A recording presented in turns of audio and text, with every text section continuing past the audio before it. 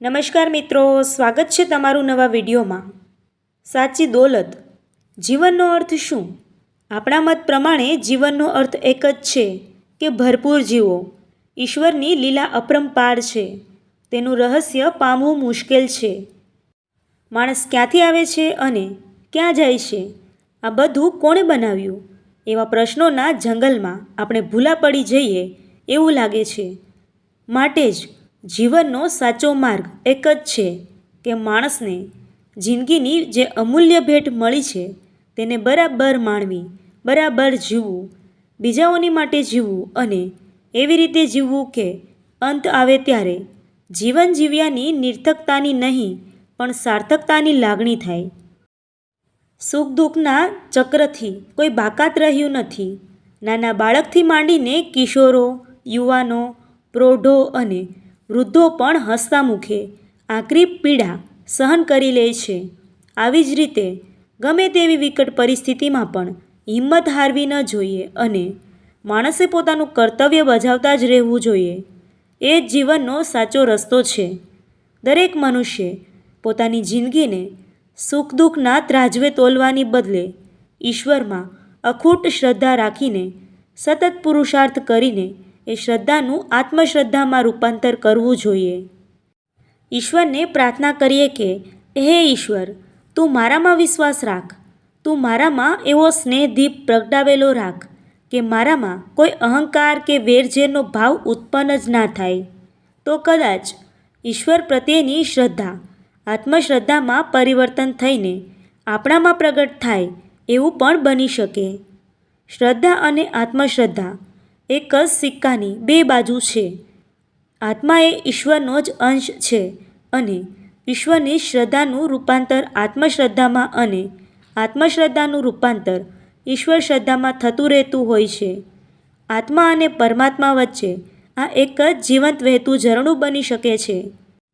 આજે પણ એવા ઘણા વૃદ્ધો છે, એને તબિયતના પણ ઘણા પ્રશ્નો હોવા છતાંય દુઃખી મનુષ્યની સેવા એ જ એમની જિંદગીનો ધ્યેય બની ગયેલો છે।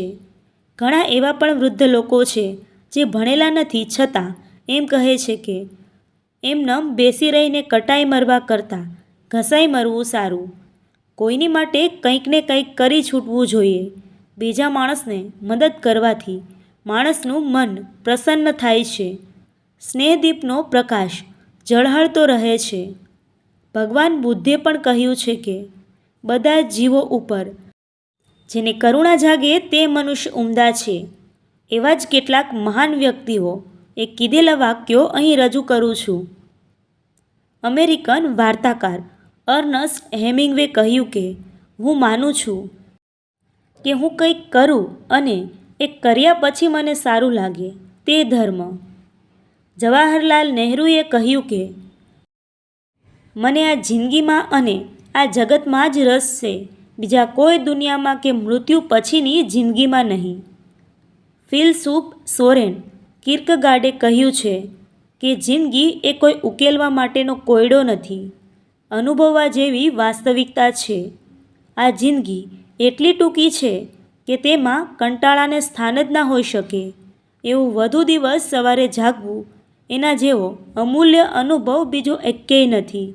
તો વળી કોઈએ કહ્યું છે કે જીવવું એટલે કાંટાની વચ્ચેથી મધ ચાટવું।